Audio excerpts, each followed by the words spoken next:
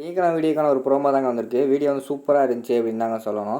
அதாவது மரகதம் வந்து நம்ம பாரதி வாயாலே இந்த கல்யாணத்தை வந்து நிறுத்த வச்சிருவேன் அப்படின்னு சபதம் எடுத்திருக்காங்க. இந்த பக்கம் பார்த்தோம்னா நம்ம வாசு இருக்கார்ல, வாசு வந்து ஆதிக்கிட்ட சில விஷயத்த சொல்லிட்டு போயிருக்காரு அப்படின்னு தாங்க சொல்லணும். அதை பார்க்குறதுக்கு நம்ம சேனலை மட்டும் மறக்காமல் லைக் அண்ட் சப்ஸ்கிரைப் மட்டும் பண்ணிடுங்க. ஃபஸ்ட்டு எடுத்தோடனே நம்ம மரகதம் இருக்காங்களா, மரகதம் வந்து அவங்க பையன் துறை ஜெயிலில் இருக்கார்ல, அவரை பார்க்குறதுக்கு சாப்பாடு கொண்டு போகிறாங்க. சாப்பாடு கொண்டு போயிட்டு துறைக்கிட்ட பேசிக்கிட்டு இருக்கிற மாதிரி தான் காட்டிக்கிட்டு இருக்காங்க. டேய் என்னடா இப்படியெல்லாம் பண்ணிட்ட, ரொம்ப அவசரப்பட்டுட்டேடா, நீயா கொஞ்சம் பொறுமையாக இருந்தால் நானே பேசி உனக்கு வந்து பாரதியை வந்து உனக்கு கல்யாணம் பண்ணி வச்சுருப்பாங்களா, அதுக்கு முன்னாடி இப்படி அவசரப்பட்டுட்டேடா அப்படிங்கிற மாதிரி சொல்லிக்கிட்டு இருக்காங்க மரகதம். அதுக்கு வந்து துறை வந்து சொல்கிறாரு, சரி விடுமா, நடந்தது நடந்து போச்சு, தலைக்கு மேலே வெள்ளம் போயிடுச்சு, இனிமேல் நம்ம பேசி என்ன ஆக போகுது, அதான் எல்லாமே பேசி முடிச்சிட்டிங்கள, இனிமேல் என்ன ஆக போகுது விடுமா பார்த்துக்குருவோம் அப்படிங்கிற மாதிரி சொல்கிறாங்க. இல்லைடா, நீ விட்டால் நான் விடுற மாதிரி இல்லை, உனக்கும் பாரதிக்கும் கல்யாணம் நடக்குதோ இல்லையோ, ஆனால் அந்த ஆதிக்கும் பாரதிக்கு வந்து கல்யாணம் நடக்கவே கூடாது, நான் நடக்க விட மாட்டேன், எப்படியாவது வந்து அது பாரதியோட வாயாலே வந்து இந்த கல்யாணம் வேண்டாம் நான் சொல்ல வைப்பேன் பாரு அப்படிங்கிற மாதிரி வந்து மரகதம் சொல்லிக்கிட்டு இருக்காங்க.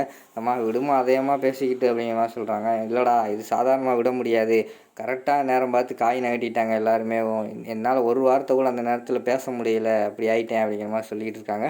இந்த பக்கம் பார்த்தா நம்ம ரோட்டில் ஒரு இடத்துல நின்றுக்கிட்டு இருக்காங்க ஆதி, பாரதி, தமிழ் 3 பேரும். ஆதிக்கு வழி தெரியாமல் காஞ்சிபுரத்தில் உள்ள நல்லூருக்கு எப்படி போகணும் அப்படிங்கிற மாதிரி வந்து ஒரு இடத்துல நின்று ஒரு ஆள்கிட்ட கேட்டுக்கிட்டு இருக்கிற மாதிரி காட்டிக்கிட்டு இருக்காங்க. அந்த ஆள் பார்த்தா முகமூடி போட்டு எல்லாம் கண்ணு மட்டும் தெரியுது, மூஞ்சியெல்லாம் மறைச்சிட்டு நின்றுக்கிட்டு இருக்காங்க.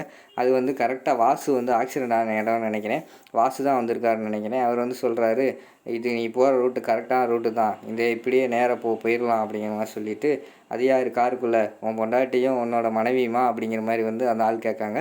உடனே ஆதி வந்து சொல்கிறாரு, ஆமாம் அப்படின்னு சொன்னோடனையும், சரி அவங்க 2 பேர்த்த வந்து நீ வந்து நல்லா பார்த்துக்கோ சரியா, கடைசி வரைக்கும் அவங்கள கண்ணீர் சிந்த விட்டுறக்கூடாது, கண்கலங்காமல் வச்சு பார்த்துக்கணும் சரியா அப்படிங்கிற மாதிரி சொல்கிறாங்க.